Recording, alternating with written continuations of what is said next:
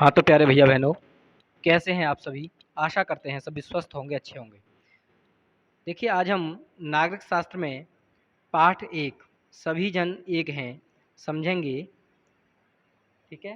तो यहाँ देखेंगे सभी जन का अर्थ होता है सभी लोग। यहाँ पर जन का अर्थ क्या है? यहाँ जन का अर्थ है लोग। तो समझेंगे यहाँ, भारत विविधताओं का देश कहा जाता है। यानी जो भारत है, यहाँ पर भिन्न-भिन्न तरीके के लोग, भिन्न-भिन्न तरीके की जलवायु, है ना? भिन्न-भिन्न प्रकार के भाषाएँ बोलने वाले लोग यहाँ रहते हैं, इसलिए इसे विविधताओं का देश कहा जाता है। इसके विभिन्न भागों में अलग-अलग भौगोलिक एवं जलवायु की स्थिति पाई जाती है। यानी जो भारत देश है ना? कहने को तो हमारा देश एक है, लेकिन जो यहाँ की फिर भी भौगोलिक स्थिति है और जो वहाँ की जलवायु है, सबकी अलग-अलग है। जैसे किन्हीं क्षेत्रों में बहुत अधिक गर्मी पड़ती है, कहीं बहुत अधिक सर्दी पड़ती है, कहीं बहुत अधिक बारिश होती है और कहीं रेगिस्तान है, ठीक है? तो यहाँ इस प्रकार की विविधताएँ पाई जाती हैं। जैसे दक्षिण भारत का पठारी क्षेत्र विश्व की प्राचीनतम कठोर चट्टानों द्वारा निर्मित है। जो दक्षिण भारत का पठारी क्षेत्र है, ठीक है, वो क्या है? विश्व की प्राचीनतम कठोर चट्टानों द्वारा बना हुआ है। उत्तर में विश्व का नवीनतम एवं सबसे ऊंचा पर्वत हिमालय है। जो विश्व का सबसे ऊंचा पर्वत है वो क्या है? हिमालय, वो भी भारत में है, ठीक है, हमें दिखाई देता है उत्तर में। भारत में एक और जहाँ चेरापूंजी और माशिन राम जैसे अत्यधिक वर्षा वाले भाग हैं, वहीं पश्चिमी राजस्थान जैसे शुष्क मरुस्थल प्रदेश भी हैं, ठीक है। क्या? जैसे मान लीजिए हमारे देश में मतलब चेरापूंजी और माशिन राम नामक स्थान है, तो यहाँ क्या है? अत्यधिक वर्षा होती है, जबकि राजस्थान में क्या है? वहाँ की जलवायु कैसी है? शुष्क है, तो वहाँ पर वह क्या है? मरुस्थलीय प्रदेश है। तो संसार के विभिन्न भागों में रहने वाले लोगों का खान-पान, रहन-सहन, पहनावा, बोली आदि एक दूसरे से भिन्न है। संसार में जहाँ पर भी लोग रहते हैं, तो उन सभी का क्या है? खान-पान, रहन-सहन, है ना? एक जैसा नहीं है, सभी का क्या है? अलग-अलग है, ठीक? अलग-अलग भाषाएँ बोलते हैं, अलग-अलग रीति-रिवाज हैं। चलिए, तो समय-समय पर विश्व के विभिन्न भागों से लोग भारत आते रहे और यहाँ स्थायी रूप से बसते गए। तो क्या हुआ? समय-समय पर पहले लोग मान लीजिए किसी न किसी कारण से भारत में आए, है ना?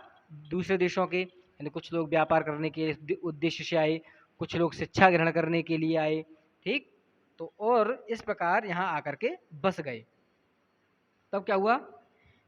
इन लोगों के साथ नए धर्म, नए रीति-रिवाज तथा नई भाषाएँ भी आती गईं। इससे भारत की संस्कृति में विविधता आ गई, ठीक है?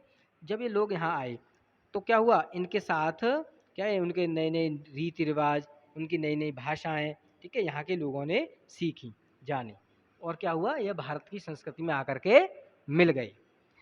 अब बात करेंगे अनेक बोलियाँ, ठीक है? बोलियाँ हैं, हमारे भारत देश में कौन-कौन सी बोलियाँ बोली जाती हैं, ठीक? देखेंगे। हमारे समाज में हिंदू, मुस्लिम, सिख, ईसाई, पारसी, जैन, बौद्ध व अन्य समुदाय एक साथ मिलजुल कर रहते हैं। ऐसा कहा जाता है कि हमारे देश में प्रत्येक 200 से 250 किलोमीटर के बाद बोली, रहन-सहन और रीति-रिवाजों में अंतर हो जाता है, ठीक है? ऐसा बोला जाता है कि प्रत्येक 200 किलोमीटर से 250 किलोमीटर के बाद, ठीक है, वहाँ की बोली, रहन-सहन और रीति-रिवाजों में क्या है? लोगों में अंतर पाया जाता है, ठीक? अब बात करते हैं कि देश में लगभग 225 भाषाएँ बोली जाती हैं। लगभग कितनी भाषाएँ बोली जाती हैं? 225 भाषाएँ, जिनमें से 22 भाषाएँ जो हैं, ठीक? जो हमारे भारतीय संविधान में 22 भाषाएँ कैसी हैं? जिनको राजकीय भाषाओं का दर्जा प्राप्त है, ठीक है? यानी 22 भाषाएँ मुख्य हैं। कौन-कौन सी? जैसे हिंदी, उर्दू, बांग्ला, उड़िया, मराठी, पंजाबी, तेलुगु, है ना? तमिल, ठीक? तो इस प्रकार की ये कुल मिलाकर के 22 भाषाएँ हैं। चलिए, तो हमारे प्रदेश में मुख्यतः हिंदी भाषा बोली जाती है। जो हमारा प्रदेश है, हमारा प्रदेश कौन-सा है? उत्तर प्रदेश, ठीक? मुख्य रूप से कौन-सी भाषा बोली जाती है? जो यहाँ भाषा बोली जाती है वह हिंदी है। लेकिन फिर भी यहाँ अवधी, ब्रज, भोजपुरी, बुंदेलखंडी आदि आंचलिक बोलियाँ भी बोली जाती हैं, ठीक है? ये बोलियाँ भी हमें यहाँ देखने को मिलती हैं। जब हम एक देश के ठीक जब हम एक देश के एक भाग से दूसरे भाग में क्या है आते जाते हैं तो भाषा की यह विविधता कभी कभी परेशानी का कारण बन जाती है।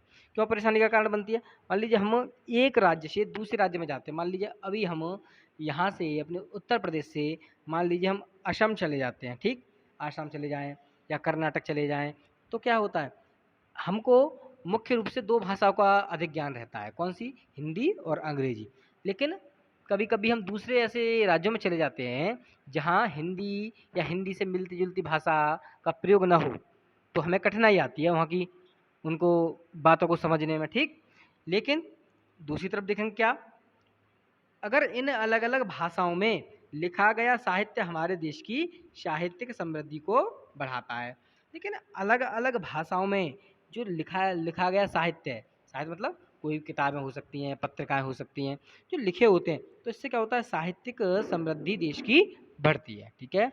तो प्यारे भैया-बहनों आज आप इतना ही समझेंगे और आगे की वीडियो में आपको आगे समझाया जाएगा, ठीक है? विविध त्योहार।